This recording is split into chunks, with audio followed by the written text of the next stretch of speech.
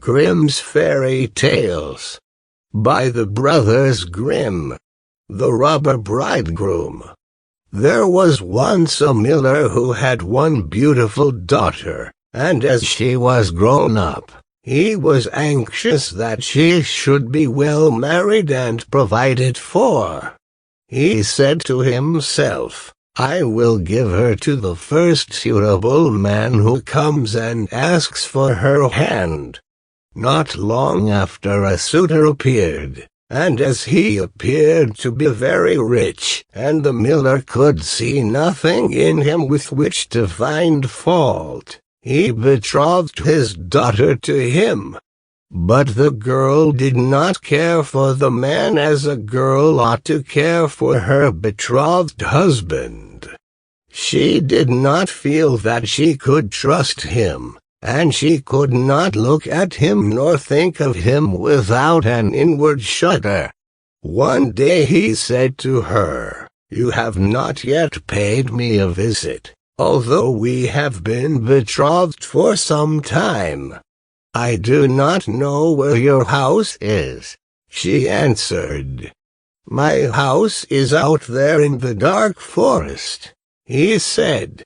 She tried to excuse herself by saying that she would not be able to find the way thither. Her betrothed only replied, "You must come and see me next Sunday. I have already invited guests for that day, and that you may not mistake the way, I will strew ashes along the path."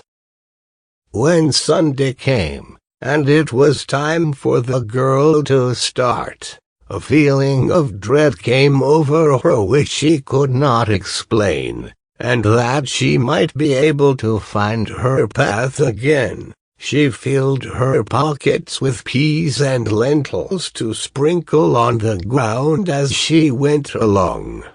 On reaching the entrance to the forest, she found the path strewed with ashes, and these she followed, throwing down some peas on either side of her at every step she took. She walked the whole day until she came to the deepest, darkest part of the forest. There she saw a lonely house, looking so grim and mysterious that it did not please her at all. She stepped inside, but not a soul was to be seen, and a great silence reigned throughout. Suddenly a voice cried, turn back, young maiden fair, linger not in this murderer's lair." The girl looked up and saw that the voice came from a bird hanging in a cage on the wall. Again it cried, turn back, young maiden fair, linger not in this murderer's lair." The girl passed on, going from room to room of the house, but they were all empty, and still she saw no one. At last she came to the cellar, and there sat a very, very old woman, who could not keep her head from shaking. "Can you tell me," asked the girl, "if my betrothed husband lives here?" "Ah, you poor child," answered the old woman, "what a place for you to come to! This is a murderer's den. You think yourself a promised bride, and that your marriage will soon take place, but it is with death that you will keep your marriage feast. Look, do you see that large cauldron of water which I am obliged to keep on the fire? As soon as they have you in their power, they will kill you without mercy, and cook and eat you, for they are eaters of men. If I did not take pity on you and save you, you would be lost." Thereupon the old woman led her behind a large cask, which quite hid her from view. "Keep as still as a mouse," she said. "Do not move or speak, or it will be all over with you. Tonight, when the robbers are all asleep, we will flee together. I have long been waiting for an opportunity to escape." The words were hardly out of her mouth when the godless crew returned, dragging another young girl along with them. They were all drunk, and paid no heed to her cries and lamentations. They gave her wine to drink, 3 glasses full, 1 of white wine, 1 of red, and 1 of yellow, and with that her heart gave way and she died. Then they tore off her dainty clothing, laid her on a table, and cut her beautiful body into pieces, and sprinkled salt upon it. The poor betrothed girl crouched trembling and shuddering behind the cask, for she saw what a terrible fate had been intended for her by the robbers. One of them now noticed a gold ring still remaining on the little finger of the murdered girl, and as he could not draw it off easily, he took a hatchet and cut off the finger. But the finger sprang into the air, and fell behind the cask into the lap of the girl who was hiding there. The robber took a light and began looking for it, but he could not find it. "Have you looked behind the large cask?"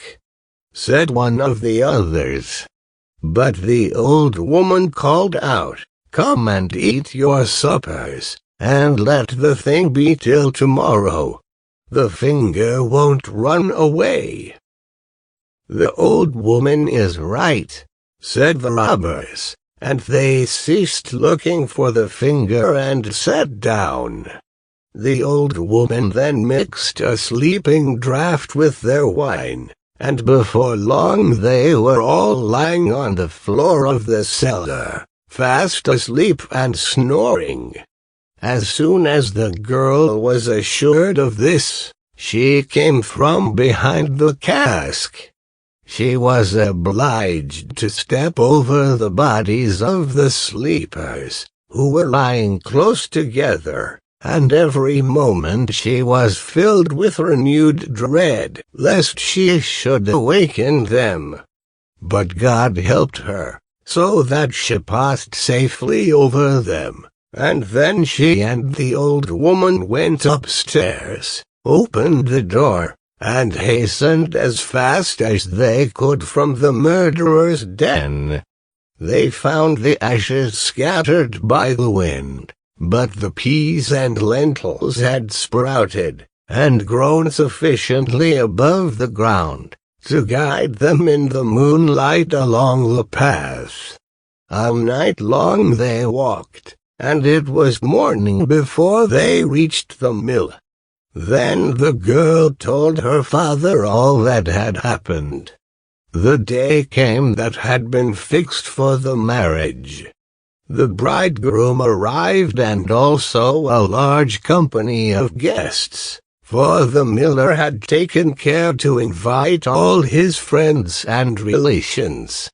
As they sat at the feast, each guest in turn was asked to tell a tale. The bride sat still and did not say a word.